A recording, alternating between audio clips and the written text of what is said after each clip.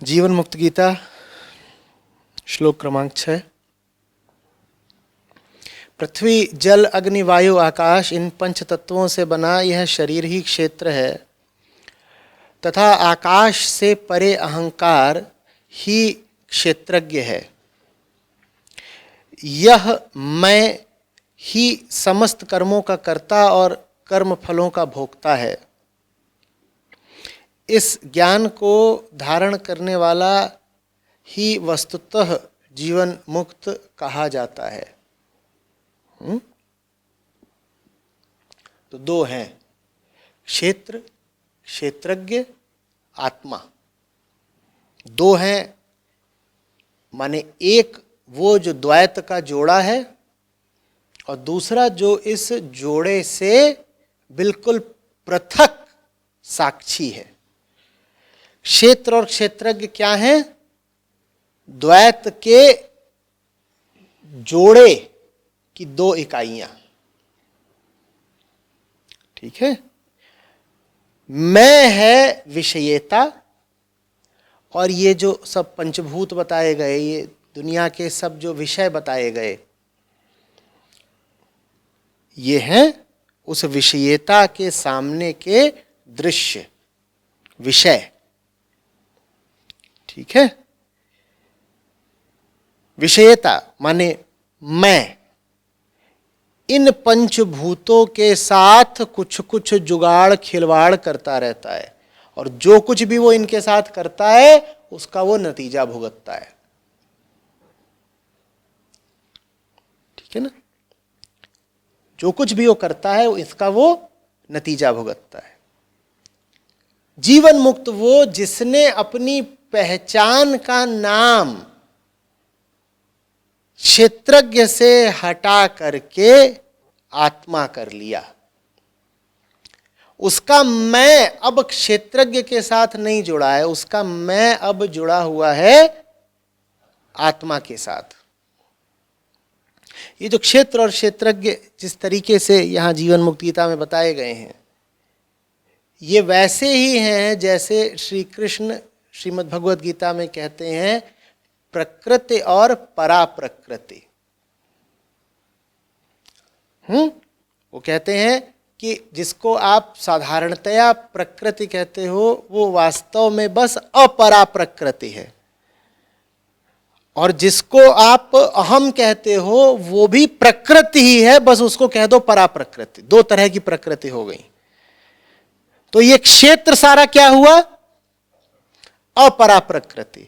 और जिसको क्षेत्रज्ञ कह रहे हो वो भी है प्रकृति ही, वो तुम नहीं हो। जिसको क्षेत्रज्ञ माने मैं कह रहे हो वो भी प्राकृतिक ही है, वैतना ही प्राकृतिक जितना धूल मिट्टी और पानी। पृथ्वी अग्नि जल वायु आकाश, ये सब, इनको तो प्रकृति मानने में हमें कोई संकोच नहीं होता ना, लेकिन अहम को प्रकृति मानने में हमें संकोच होता है। हम कहते हैं ये सब दुनिया प्राकृतिक है और भीतर जो अहम बैठा है वो उस प्रकृति से भिन्न है, ऐसा ही कहते हैं ना हम। यहां बताया जा रहा है और वही बात भगवत गीता में और ज्यादा विस्तार से बताई गई है कि तुम प्रकृति से परे हो। अष्टावक्र गीता भी बिल्कुल इन्हीं शब्दों में बात कहती है, तुम प्रकृति से परे हो। तुम प्रकृति से परे हो माने तुम प्रकृति के दोनों सिरों से परे हो। दो सिरों के क्या नाम? क्षेत्र और क्षेत्रज्ञ, अपरा और परा। न तो तुम पंचभूत हो और न ही तुम उन पंचभूतों का भोग करने वाले भोक्ता हो, न ही तुम उन पंचभूतों के साथ काम करने वाले कर्ता हो। वो सब प्रकृति का खेल है, तुम अलग हो। जिस खिलौने के साथ खेला जा रहा है वो खिलौना तो प्राकृतिक है ही, उस खिलौने के साथ जो खेल रहा है वो बच्चा भी प्राकृतिक है। उस बच्चे का ही नाम क्या है? अहम, मैं।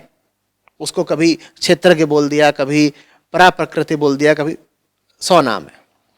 ठीक है। इन दोनों से मुक्त होना होता है।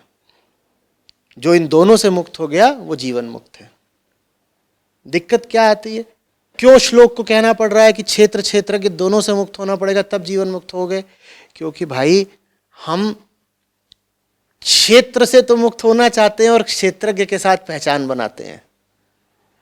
हम क्षेत्र को तो छोड़ना चाहते हैं, हम कहते हैं दुनिया ये महफिल मेरे काम की नहीं, ये सब पंचभूत भूत प्रेत है, इनके साथ क्या उठना बैठना, ठीक है, इनको तो छोड़ने को हम बड़े राजी रहते हैं। किसको छोड़ने को हम तैयार नहीं रहते? जो क्षेत्रज्ञ है। इसको छोड़ने को हम तैयार नहीं है। जो इन दोनों को छोड़ दे वो जीवन मुक्त हो गया, वो जीवन मुक्त हो गया। जीवन मुक्त का मतलब ये नहीं होता कि जीवन से ही आजाद हो गया, वो पखेरु उड़ गया, हंसा चला आकाश, नहीं। जीवन मुक्त का मतलब होता है, पलट के पढ़ो, कि अब वो मुक्त होकर जीवन जी सकता है। या ऐसे पढ़ो कि जो जीवन मुक्त हो गया वो जो साधारण जीवन होता है, वो जिसको हम सामान्य जीवन कहते हैं, उस जीवन से मुक्त हो गया, तो अब उसका मुक्त जीवन हो गया। जीवन मुक्त माने जीवन की हमारी सामान्य परिभाषा से मुक्त। जीवन के साथ जो अनिवार्य रूप से दुख दर्द बेचैनी और सब राग द्वेष चलते हैं उनसे मुक्त, उसका नाम कहलाता है जीवन मुक्त। ठीक है, ये बहुत भारी बात है, बहुत भारी बात है। मालूम है क्या कहा जा रहा है? कहा जा रहा है तुम जी सकते हो बिना उस नरक के जिसको आमतौर पर जीवन कह सकते हैं, कहते हैं। ये बहुत बड़ी बात है।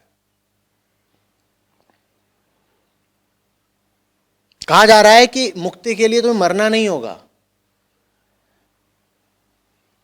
ये जीवन की बहुत सकारात्मक परिभाषा है। ये जीवन के प्रति बड़ी विधायक दृष्टि है। तुमसे कहा जा रहा है कि इधर उधर नहीं जाना होगा, किसी अमरलोक में नहीं जाना है, इसी मर्त्य लोक में इसी हाड़ मांस के शरीर के साथ मुक्त होकर जिया जा सकता है। और यही जीवन का लक्ष्य है। क्या? जीवन मुक्त होकर जीना। कबीर साहब कहते हैं, जीवन मुक्त सोई मुक्ता है, नहीं तो सुख दुख भुगता है। मुक्ति तभी है जब जीवन मुक्त हो गए। जीवन मुक्त माने कि जीते जी मुक्त हैं। ये नहीं है कि कुछ और होगा, खास घटना घटेगी तब होगा। जिंदगी जी रहे हैं और मुक्त है।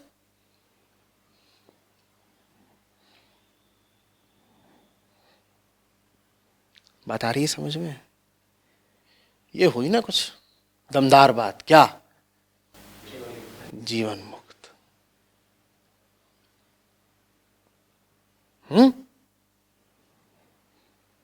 कैसे जी रहे हो? जीवन मुक्त। जी क्यों रहे हो?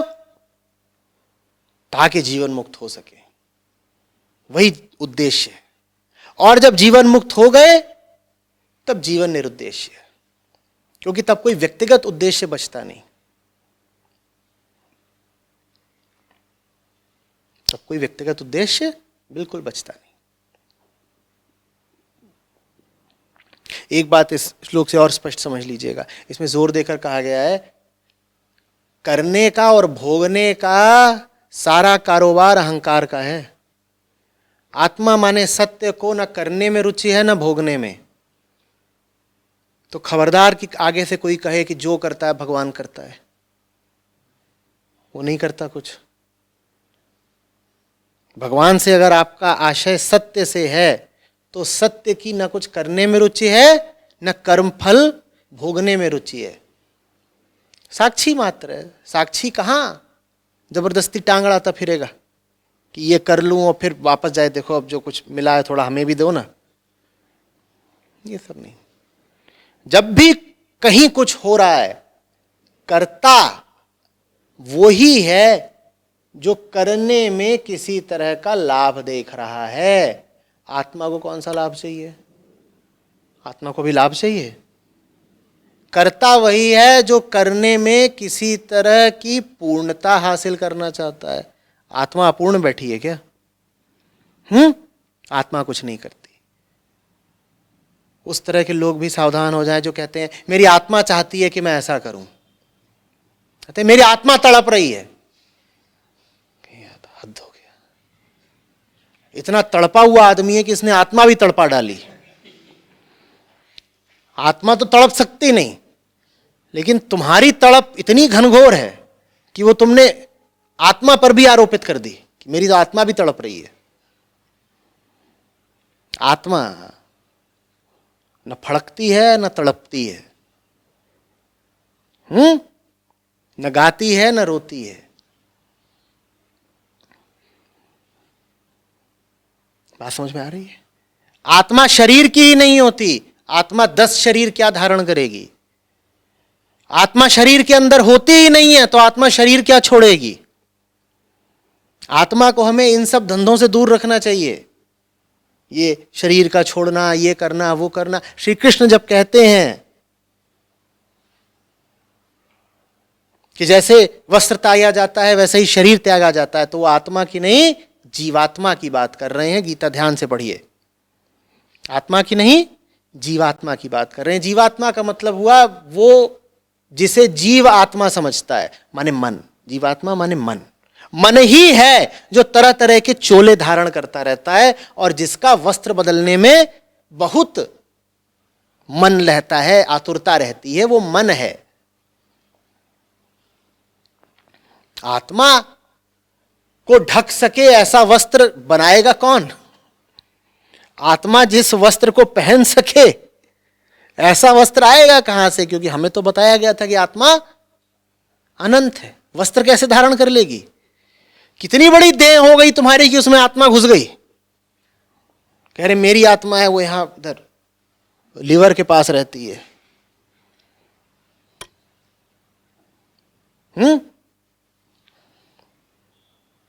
बात समझ में आ रही है? ये सब खेल क्या है?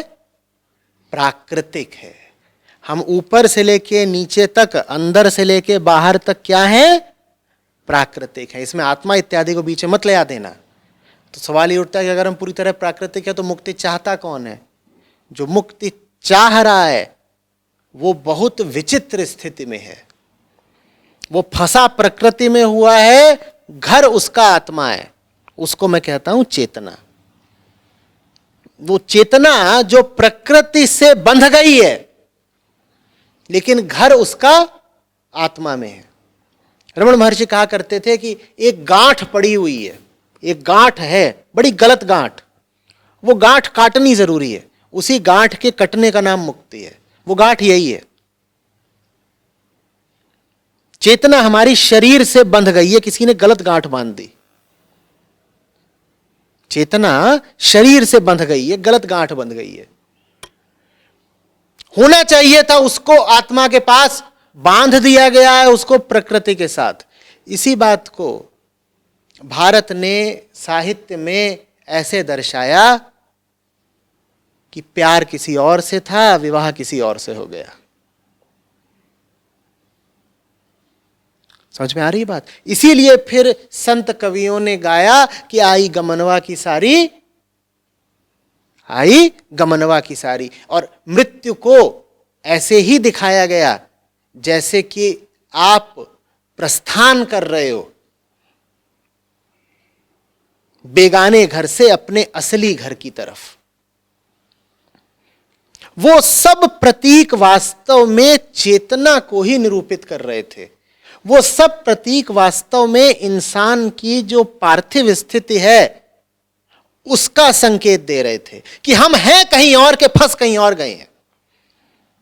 प्यार किसी और से था, विवाह किसी और से हो गया है। बस इंतजार कर रहे हैं कि मुक्ति मिले। जिसको जीते जी मुक्ति मिल गई वो जीवन मुक्त हो गया। बात समझ में आ रही है? ये जो शरीर है ना, इसके साथ हमारा कुछ दिन का संयोगिक नाता बैठ गया है। अमर प्रेम हमारा किसी और से है, जाना वहीं है, लेकिन यहां आके बैठ गए हैं और यहां हमने कर्तव्य जिम्मेदारियां पाल ली हैं। और ये जो कर्तव्य जिम्मेदारियां हमने इस घर में पाल ली हैं, वो अक्सर उस अमर प्रेम की याद को ढक लेती हैं। यहां हमने जितने धंधे स्थापित कर लिए हैं, वो अक्सर भुला देते हैं इस बात को कि यहां तो हमें होना ही नहीं था, होना तो हमें कहीं और था।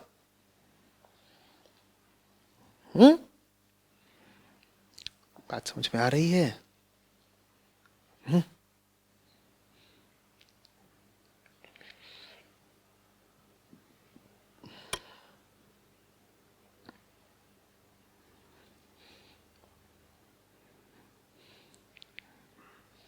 इसी से ये भी समझ में आ रहा होगा कि दुनिया में दुख इतना ज्यादा क्यों दिखता है और सुख इतना कम क्यों दिखता है।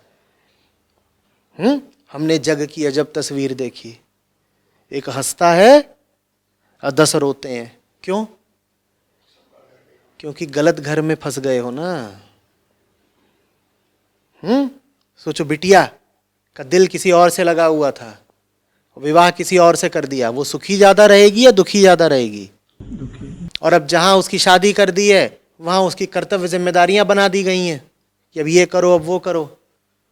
तो बहुत समय तक तो वो कर्तव्य जिम्मेदारियों में उलझी रहती है, व्यस्त रह के समय काट लेती है। लेकिन जब भी जरा सा खाली होने पाती है, क्या याद आता है? वो असली प्यार, वो असली घर जहां उसे होना चाहिए था पर हो नहीं पाई। तो चेतना की तुलना उस स्त्री से, उस लड़की से की गई है। उस स्त्री को हमारी जो बेचैन चेतना है उसका प्रतीक बनाया गया है।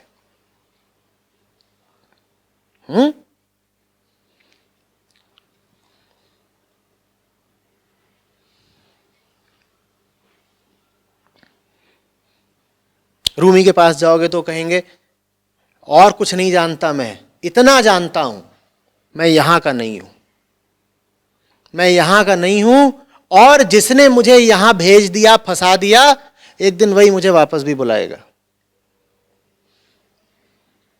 पूरे विश्वास के साथ कहते हैं, जैसे कि साफ साफ पता हो। ये भी कहते हैं कि और कुछ नहीं जानता मैं, उस बात को भी स्वीकार करते हैं कि लेकिन कहते हैं लेकिन इतना मैं साफ देखता हूं, बिल्कुल पता है कि यहां का तो नहीं हूं मैं, आई डोंट बिलोंग हियर। और जिसने यहां भेजा है, एक दिन वही वापस भी बुला लेगा।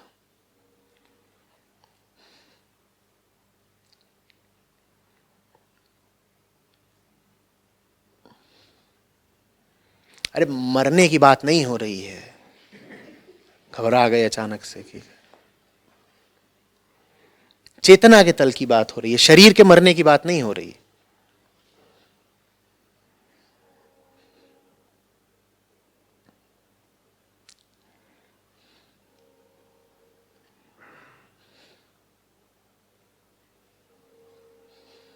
चेतना, ये जो गांठ लगी है, इसमें इस गांठ के लगने में चेतना का तो कोई चुनाव था नहीं, तो उस गांठ को काटने में दायित्व इसका क्यों? क्योंकि दर्द तो चेतना को ही है ना, दर्द तो चेतना को ही है ना। यही वो ग्रंथि है, जो गांठ कह रहे हो ना, यही वो ग्रंथि है जिसका नाम बहुत सारे शास्त्र बहुत बार लेते हैं। यही वो ग्रंथि है जिसको काटने पर तुम निर्ग्रंथ हो जाते हो। रोण महर्षि तो ये भी बताने लग गए थे कि ये ग्रंथि है किस जगह पर। लोग पूछते थे तो ऐसे ही बता देते, बोलते थे इस जगह पर एक ग्रंथि होती है, इसे काटना जरूरी है। बहुत लोग उसका वर्णन नाड़ियों इत्यादि का रूपक इस्तेमाल करके करते हैं कि नाड़ियां होती हैं, उनमें ऐसे गांठ लगी होती, पर जो बात है वो वास्तव में चेतना की है।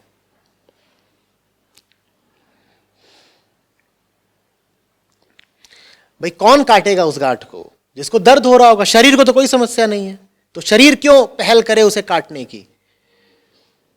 दर्द चेतना को है तो वही छटपटाएगी, वही काटेगी किसी तरीके से। खेल इतना अनफेयर है। सहानुभूति किसी दूसरे के साथ मत रखो, अपने प्रति सहानुभूति रखो। आत्म प्रेम का ही दूसरा नाम अध्यात्म है। अपने साथ इंसाफ करो ना। जब जान गए हो कि गलत जगह फंस गए हो, ऐसे खेल में फंस गए हो जिसके नियम ही तुम्हारे खिलाफ हैं, तो जल्दी से जल्दी क्या करना है? खेल निपटाओ, बाहर भागो। ये खेल तुम्हें फल नहीं सकता, तो इसे खेलना क्यों? इस खेल को जीतने का एक ही तरीका है, क्या? खेल खत्म करो। जिसने खत्म कर दिया खेल को, वही खेल जीत गया। इसे खेल खेल कर नहीं जीत पाओगे। ये खेल ऐसा है जिसे खेल खेल के कोई नहीं जीत सकता। इसे तो क्विट ऐसे नहीं कर सकते ना कि मैं बाहर जा रहा हूं। इस खेल के नियमों में एक नियम यह भी है कि जो खेल रहा है वो बाहर नहीं निकल सकता। तभी तो कह रहा हूं कि अगर तुम बाहर निकल गए तो तुमने खेल जीत लिया, क्योंकि तुमने खेल के एक नियम का उल्लंघन ही कर दिया। तुम इतने बढ़िया खिलाड़ी हो गए। चेतना को तो बांध दिया गया है ना। चेतना ऐसे थोड़ी कर सकती है आई क्विट और मैं जा रही हूं। वो तो बंधी हुई है शरीर के साथ। उसी को तो देहाभिमान कहते हैं। हमारी चेतना शरीर के साथ बंधी हुई है, उसी को तो बॉडी आइडेंटिफिकेशन बोलते हैं ना। तो इतना आसान थोड़ी है कि हम चले, अब से शरीर हमारा नहीं है, ना हम शरीर है ना शरीर हमारा है। नहीं होता ना। वही गांठ खोलने के लिए बहुत यत्न करने पड़ते हैं, बड़ी साधना करनी पड़ती है। प्रणाम है सर। गांठ खोलने के लिए बल कहाँ से आएगा फिर? दर्द से। जितनी जोर का दर्द होगा उतनी जोर का बल आएगा। कल हमने बात करी थी ना, किसी ने पूछा था कि ऊर्जा कहाँ से आती है? कुत्ते से। जितने उसके भयानक दांत होंगे उतनी जोर की ऊर्जा आएगी, मुर्दा भी भाग देगा।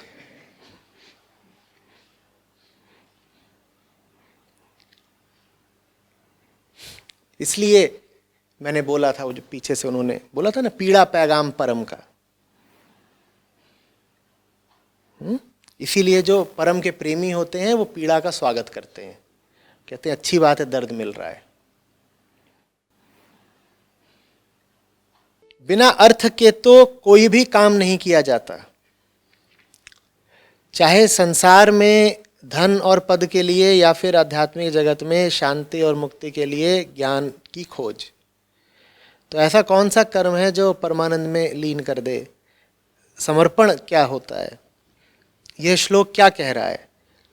अरे वही कह रहा है जो कह रहा है, अलग थोड़ी कुछ कह रहा है। यही कह रहा है कि तुम प्रकृति के दोनों सिरों में से किसी को भी अपना न मान लेना, किसी को भी स्वयं का नाम मत दे देना। यही ज्ञान चाहिए। और जो ज्ञान, जैसा तुमने लिखा कि हर ज्ञान के पीछे कुछ उद्देश्य होता है, जिस ज्ञान को पाने का उद्देश्य मुक्ति हो वो ज्ञान अच्छा। ठीक है, खुद ही परख लिया करो। कुछ भी जानना चाहते हो, जानना माने ज्ञान। कुछ भी जानना चाहते हो, क्यों जानना चाहते हो? अधिकांशतः हम व्यर्थ ही जानना चाहते हैं। अधिकांशतः हम खुराफात के लिए ही जानना चाहते हैं। पत्नी नहाने घुस गई, लग गए उसका फोन हैक करने। कि उतनी देर में देख लूं कि अंदर क्या है, जानकारी चाहिए। काहे को चाहिए? काहे को चाहिए? जीवन मुक्ति मिलेगी तुम्हें उससे।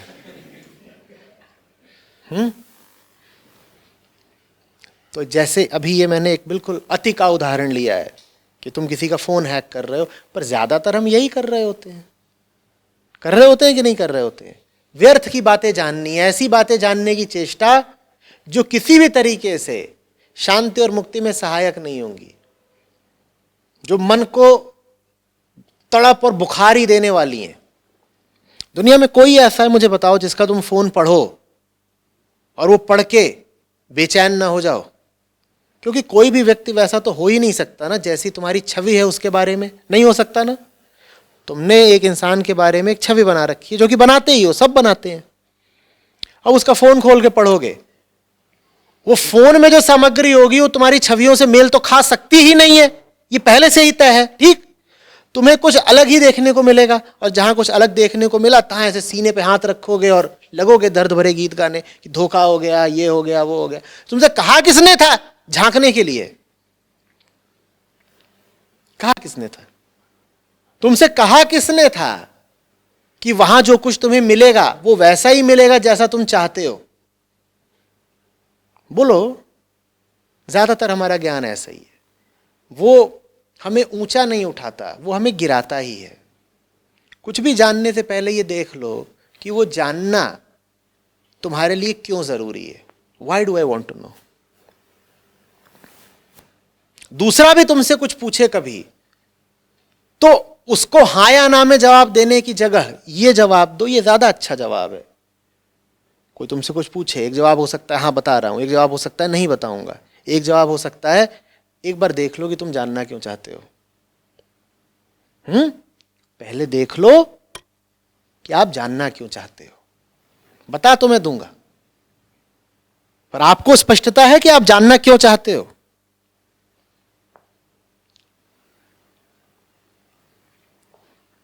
ये बात बहुत सारे उन सवालों पर भी लागू होती है जो आप मुझसे पूछते हो।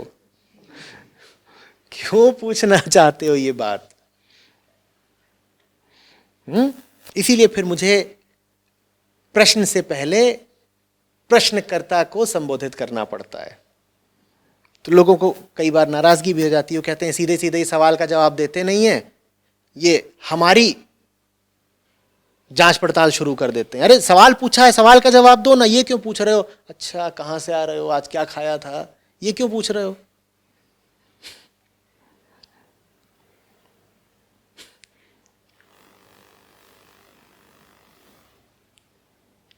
अरे बात समझ। ज्ञान को लेके बहुत सतर्क रहिए। जो ज्ञान मुक्ति की ओर ले जाता हो, उसको पाने के लिए जो कीमत अदा करनी हो कर दीजिए। जितना प्रयास आप करें कम है। और जो ज्ञान व्यर्थ है उसको जरा सा भी भीतर प्रवेश न करने दें, भले ही वो मुफ्त मिल रहा हो ज्ञान। वो ऐसा लगेगा शुरू में कि वो मुफ्त मिल रहा है, वो मुफ्त नहीं है। वो किसी चतुर दुकानदार की चाल है जो बाहर से मुफ्त का माल दिखाकर अंदर बुलाकर लूट लेता है। और असली ज्ञान बिल्कुल उल्टा है, वो बाहर से बहुत महंगा लगता है, जब पालो तो पता चलता है अरे तो कौड़ियों के दाम मिल गया। समझ में आ रही है बात? जो नकली ज्ञान होता है ना, जिससे हम सभी भरे हुए हैं, कोई आपको मिलता है जो कहे कि मैं अज्ञानी हूं, सब आत्मविश्वास से बिल्कुल छलछलाते हैं कि नहीं मैं बताता हूं मुझे पता है, सब जिंदगी के बिल्कुल विशेषज्ञ हैं, है कि नहीं? हर आदमी जिंदगी के बारे में जानता है, आई टेल यू, ऐसा है वैसा है, ये वो। इन सब ने मुफ्त ज्ञान इकट्ठा करा है। इतना सारा कूड़ा इन्होंने कीमत देके थोड़े इकट्ठा किया, ये सब कूड़ा इन्हें मुफ्त मिला। इन्होंने इसी लालच में इकट्ठा कर लिया कि ये तो मुफ्त है। वो मुफ्त बाहर बाहर से लगता है, वो भीतर जाकर के आपकी पूरी जिंदगी खा जाता है, इतनी बड़ी कीमत लेता है।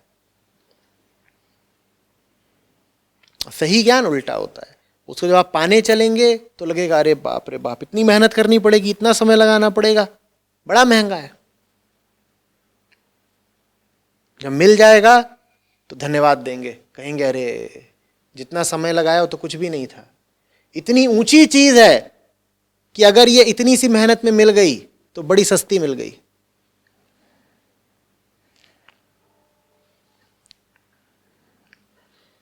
हरी बात समझ में?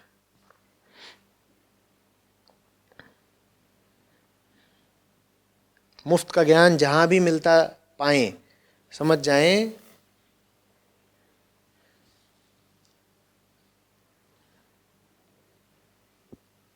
और सब कुछ आपको आतुर है मुफ्त का ज्ञान देने में। विज्ञापन का एक बिलबोर्ड भी है ना, जो सड़क किनारे लगा हुआ है, वो भी आपको सीधे सीधे चीज नहीं बेच रहा, वो असल में आपको ज्ञान दे रहा है। वो आपको इस तरह का ज्ञान दे रहा है कि आप उस चीज को खरीद लें। कोई आपसे कभी ऐसे कहता है सीधे ये मेरा माल है खरीद लो? कभी किसी विज्ञापन दाता ने ऐसे बोला है क्या कि मेरी चीज है खरीद लो? या कभी इतनी ईमानदारी से बोला है कि कृपया मेरी ये चीज खरीद लें क्योंकि मैं पैसा कमाना चाहता हूं, मेरी ये चीज खरीद लो ताकि मेरा मुनाफा बढ़ जाए? कोई ऐसे बोलता है क्या? वो ऐसे नहीं बोलेंगे, वो आपको ज्ञान देंगे। क्या ज्ञान देंगे? तुम्हारी जिंदगी में ये चीज होनी चाहिए तभी तुम्हारी जिंदगी जीने लायक है। ये उन्होंने क्या दिया? ज्ञान। अब इस ज्ञान के वशीभूत होकर आप उसका माल खरीदोगे। हर कोई आपको ज्ञान देने पर आतुर है ताकि उस ज्ञान के कारण आप उसका माल ले लो। ज्ञान के बिना माल बिकेगा नहीं। ये जो व्यर्थ का ज्ञान है इससे बचना है। ठीक है, मन पर नजर रखिए। श्लोक का जो पहला वाक्य कितना सुंदर है।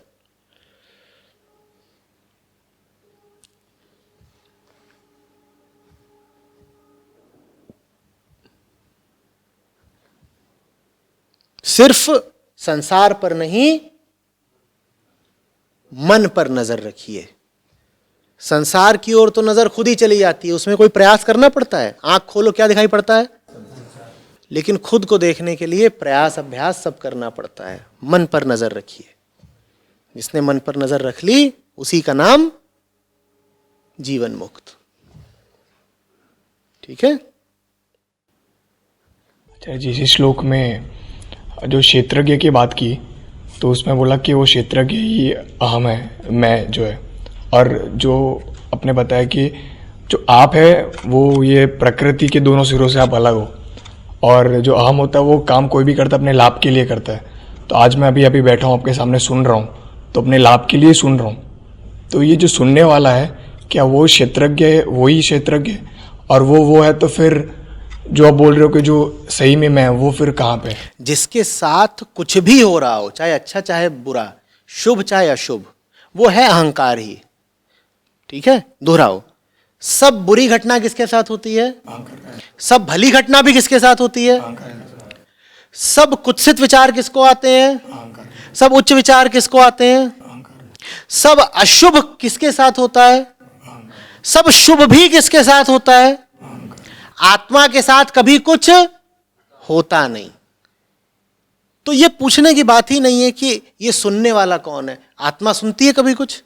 न बोलती है न सुनती है, ना उसके मुंह है ना उसके, इसीलिए ना उस तक मुंह पहुंच सकता ना उस तक कान पहुंच सकते हैं। अगर उसके पास मुंह होता तो उस तक तुम्हारे कान पहुंच सकते, और अगर उसके पास कान होते तो उस तक तुम्हारा मुंह पहुंच सकता।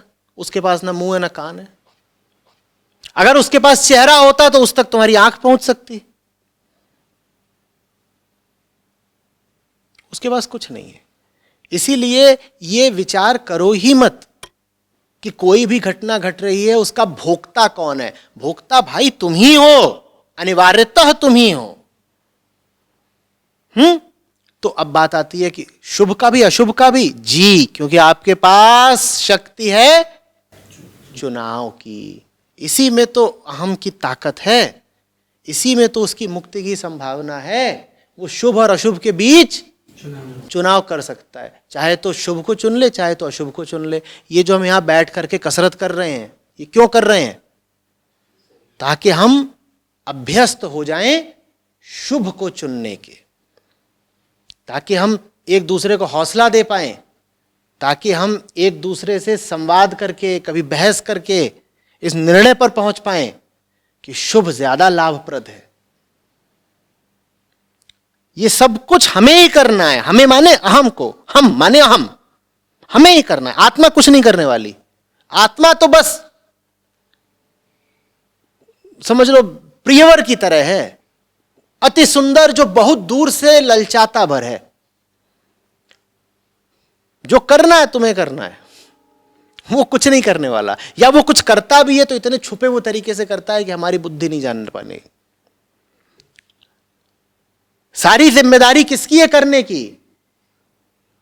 सारी जिम्मेदारी किसकी है? जानते हो इसी का नाम क्या है? समर्पण।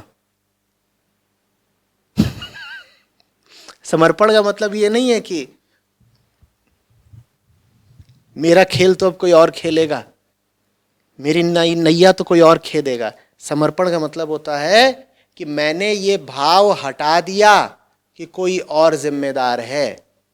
मैंने जो मिथ्या बात थी उसका समर्पण कर दिया। समर्पण का मतलब बड़ी से बड़ी जिम्मेदारी होता है। समर्पण का मतलब होता है मेरे पास ये जिम्मेदारी है कि बस तुझ एक को ही समर्पित रहूं और बाकी चीजों से अब मुझे लेना देना नहीं।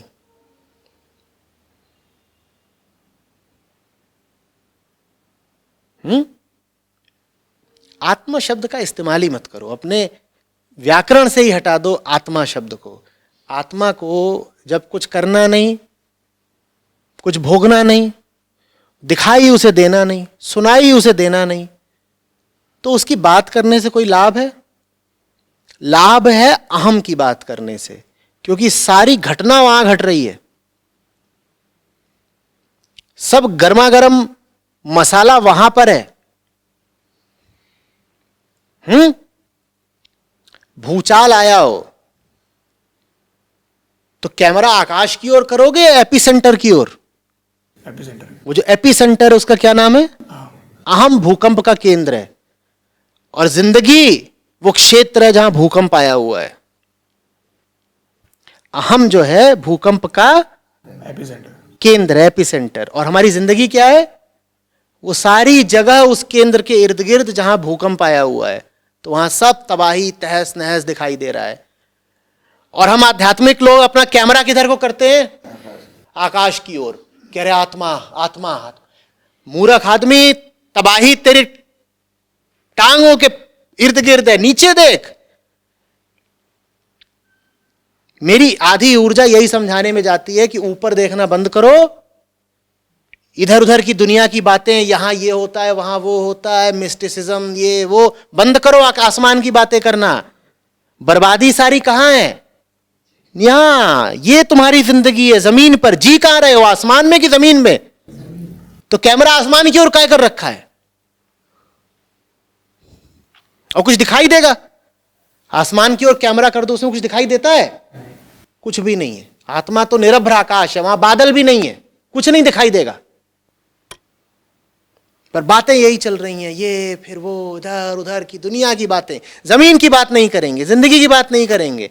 कैसे उठ रहे हो, कैसे बैठ रहे हो, क्या टूटा पड़ा है, क्या बिखरा हुआ है, क्या चुभ रहा है, कहां से खून जा रहा है, इसकी बातें नहीं कर रहे।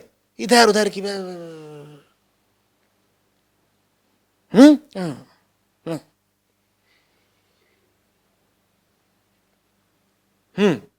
संबंध कैसे बांधेंगे? अभी हम कर रहे हैं और आत्मा का संबंध, कोई संबंध, लिंक बीच में? तुम्हारी जो बेचैनी है, तुम्हारा जो दर्द है, वही लिंक है। बीमारी और स्वास्थ्य के बीच में क्या संबंध होता है, क्या कड़ी, क्या लिंक होता है? पीड़ा। तो वही तो है, और क्या? पीड़ा। बीमारी में अगर तकलीफ ना हो तो स्वस्थ होने की कोई जरूरत नहीं। तो तकलीफ ही तो वो कड़ी है जो जोड़ती है दोनों को, बीमारी को और स्वास्थ्य को। तो बीमारी तो सबकी माने बंधन सबकी बीमारी है। हाँ। तो किसी को ज्यादा दुख होता है, किसी को कम दुख होता है। क्योंकि बहुत सारे लोग पेन किलर खाते हैं, पीड़ा तो पूरी होती है, पर तुम दर्द दबाने वाली गोलियों पे जी रहे हो तो पीड़ा पैगाम परम का पैगाम आएगा ही नहीं, पीड़ा ही दबा दी। दर्द दबाने वाली गोलियां कौन कौन सी होती हैं? दो तो बैठे पीछे उन्होंने बता दिया था, एक कचौड़ी, एक समोसा। उसके अलावा इडली और डोसा, और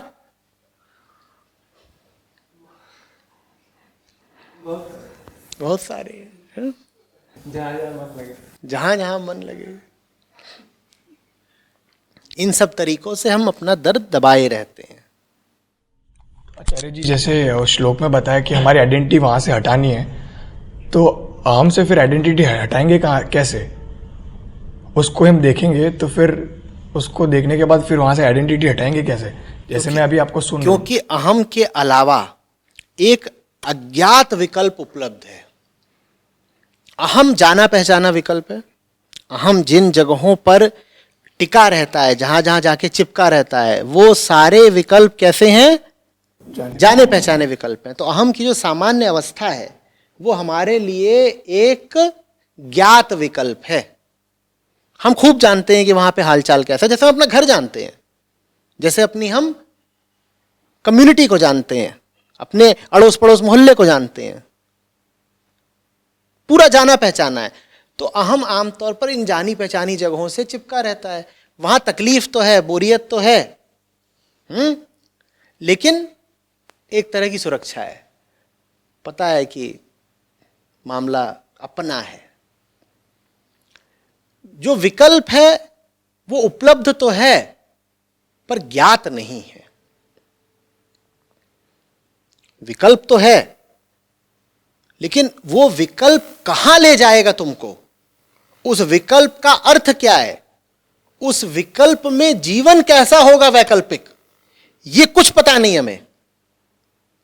अभी आपको तय करना है कि आपको ज्ञात दुख चुनना है या अज्ञात मुक्ति।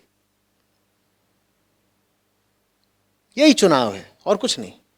दुख ज्ञात है तो दुख में सुरक्षा है, मुक्ति अज्ञात है, बिल्कुल अज्ञात है, तो उसमें डर लगता है कि मुक्ति तो है पर पता नहीं मुक्ति माने क्या। अभी पिट तो रहे हैं लेकिन इतना तो पता है कि 2 ही चांटे पड़ने हैं दिन के, तो पिटाई भी सुनिश्चित है, ज्ञात है, इतना तो पता है कि 2 चांटे से ज्यादा नहीं पड़ना है रोज। मुक्ति में पता नहीं क्या हो जाएगा, तो आदमी कहता है ऐसा है कि 2 चांटा ठीक है, 2 ही तो पड़ता है ना। खुद को हम फिर तर्क देते हैं, समझाते हैं कि अरे ये 2 गाल किस लिए दिए गए, तीसरा चांटा तो पड़ नहीं रहा। माने बात बिल्कुल इंसाफ की है, 2 गाल 2 चांटे। मुक्ति में पता नहीं क्या हो जाए, हम ही ना बचे, अभी तो सिर्फ चांटे खा रहे हैं।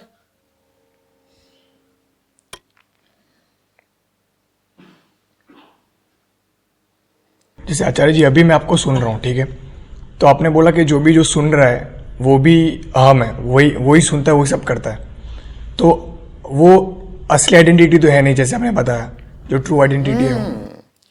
अहम ही असली है, अगर वो असली से जुड़ जाए तभी तो कहा जाता है अहम ब्रह्मास्मि। तो अभी अहम कैसे जुड़ेगा असली से, जैसे आपको सुन रहा हूँ? नकली से ऊब के, नकली से तंग आकर के, असली से जुड़ना नहीं होता, नकली को लात मारनी होती है। असली तो अभी बताया ना क्या है, अज्ञात विकल्प, अज्ञात है। और आगे जाओ, अज्ञेय है, उसका कुछ पता नहीं चल सकता, अज्ञेय। तो असली से जुड़ कैसे जाओगे? असली का कुछ पता होता और बहुत प्यारा प्यारा होता, भीना भीना होता, तो सारी दुनिया ना जाके अब तक असली से चिपक गई होती। असली के साथ खौफ ही यही है कि उसका हमें कुछ पता चल ही नहीं सकता, तो असली से जुड़ने का कोई सवाल नहीं है। काम सारा इसीलिए नकारात्मक करना होगा, निगेटिव करना होगा, नकार की, नीति की भाषा में बात करनी होगी। क्या करना होगा? नकली को हटाना होगा, असली को पाना। बल्कि और इसको तुम सुंदर भाषा में कहना चाहते हो तो ऐसे कह सकते हो कि असली को पाने का मतलब ही यही है कि असली तुम्हें ऊर्जा दे दे, आशीर्वाद दे दे कि तुम नकली को ठुकरा सको।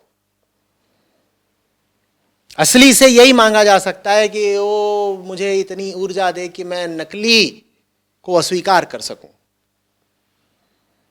वरना असली को कैसे पालोगे?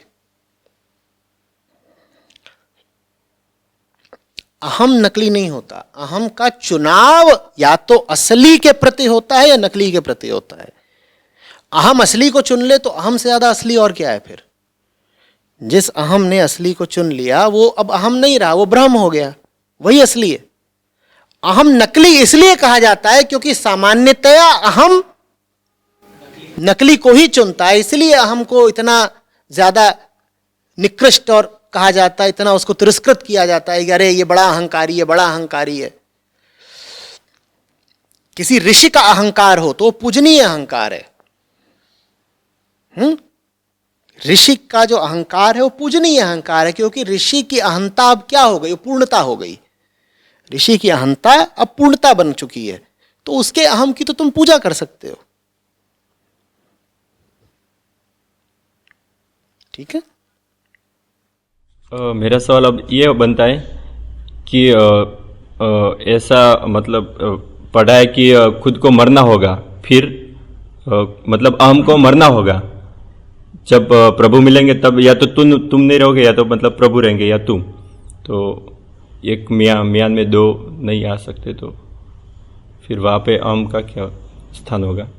इसका मतलब होता है कि जब 2 चीजें चुननी हो तो दोनों नहीं चुनी जा सकती। तो सीधी सी बात है ना, चुनाव की परिभाषा क्या मतलब है? 2 में से 1 बस। तो अहम के सामने हमेशा विकल्प होता है, जिंदगी के हर पल में तुम्हारे सामने ये विकल्प होता है कि या तो ये कर लो या ये कर लो, या तो ये पकड़ लो या तो ये पकड़ लो।